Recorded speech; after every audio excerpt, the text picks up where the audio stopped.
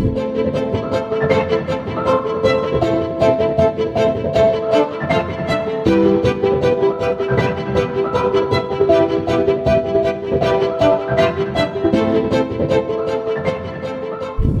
amis, bonjour.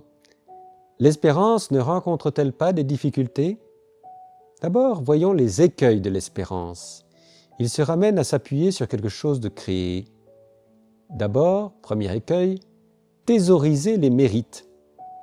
Que les chrétiens aient tendance à compter leurs mérites et à organiser leur vie chrétienne à la manière d'une habile entreprise où on ne lâche que peu pour obtenir beaucoup, qui le contesterait? La croissance de la charité, en diminuant jusqu'à l'éteindre, cette forme imparfaite de l'amour de soi et de l'amour de Dieu, libère l'espérance de la convoitise.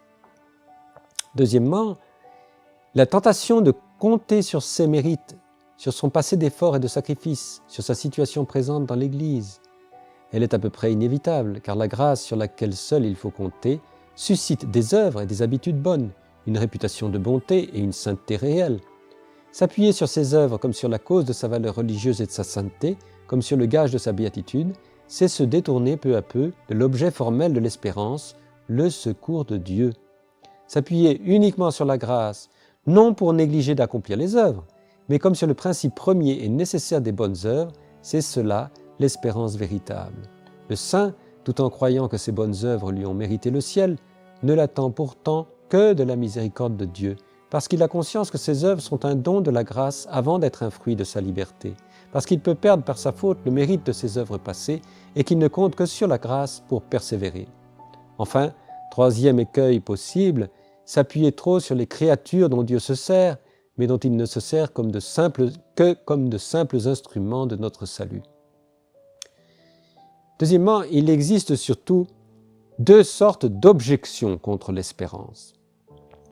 L'une se base sur des vérités théologiques mal comprises, la deuxième est matérialiste, agnostique ou athée. La première et principale objection contre l'espérance, c'est celle du fatalisme ou du prédestinationnisme. Elle prétend combiner deux problèmes. Puisque notre salut dépend de Dieu seul, et que Dieu sait d'avance si nous en profiterons ou non, les jeux seraient faits, nous ne serions plus libres. Répondons. Premièrement, notre obtention du salut éternel dépend de Dieu principalement, oui, mais du moins chez les êtres humains dotés de l'usage de la raison, elle dépend aussi secondairement de la coopération de la libre volonté humaine. La grâce de Dieu a l'initiative, elle guérit notre volonté, lui donne la possibilité d'agir en vue du salut et lui donne aussi l'impulsion à le faire, ainsi que l'attrait au bien à faire. Mais avec cette panoplie, pour ainsi dire, le libre arbitre humain doit encore dire oui. Ce oui sera dû principalement à l'initiative divine, mais bien réellement, quoique secondairement, au sujet qui pose l'acte libre. Deuxièmement, l'éternité de Dieu embrasse tous les temps, et donc Dieu n'a pas besoin d'attendre une quelconque durée pour découvrir ce qui pour nous est un futur libre, donc contingent. Dieu sait dans son éternité ce que je ferai librement dans un an. Cela ne détermine pas plus mon acte, lequel reste libre, que le fait que vous êtes en train de me regarder et de m'écouter ne m'a déterminé à me faire enregistrer. Autre objection, qu'est-ce qui me prouve qu'il y a quelque chose à espérer après la mort? Réponse. Primo, les scientifiques ne cessent de découvrir les lois profondément géniales qui régissent l'univers et ses parties. Ces lois prouvent que le monde est profondément imbibé de rationalité. Il est donc dû à une intelligence suprême extérieure au monde qui l'a organisé. S'il n'y a rien à espérer pour un homme après la mort, la vie humaine a été organisée de façon absurde. C'est impossible. Et l'homme a un désir naturel d'un bonheur sans fin. Deuxièmement, l'homme qui a l'usage de la raison est doté d'une capacité de connaître la matière, de la maîtriser et de concevoir des idées indépendantes d'elle. Cette âme, principe de vie et d'unification des activités humaines, qui transcende la matière, n'est donc pas composée de parties matérielles.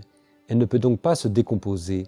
Même après un électroencéphalogramme plat, certaines activités humaines peuvent continuer. Cela prouve que ce principe vital n'est pas logé dans un organe et aucun n'est pour elle un passage obligé. Elle fait vivre le corps, mais n'a pas besoin de lui pour vivre. Lorsqu'elle cesse d'animer le corps, elle survit. L'immortalité de l'âme est d'ailleurs admise par l'immense majorité des hommes. Troisièmement, l'intelligence suprême qui a causé l'apparition de l'univers n'a pas besoin de cet univers. De ce fait, si elle l'a créé, c'est par pure bonté.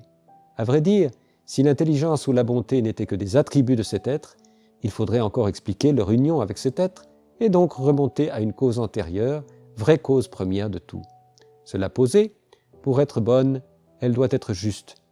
Si le mal commis ici-bas par des personnes qui profitent des autres et les font souffrir n'était pas puni dans l'au-delà, Dieu serait injuste. Si le bien commis ici-bas par des personnes qui par ailleurs souffrent sur terre n'était pas récompensé dans l'au-delà, Dieu serait injuste. Il y a donc dans l'au-delà une punition du mal et une récompense du bien. Nous retrouverons alors en notre dernière causerie la Vierge Marie, qui elle est déjà récompensée au ciel, en son corps et en son âme, de son union parfaite à la volonté de Dieu.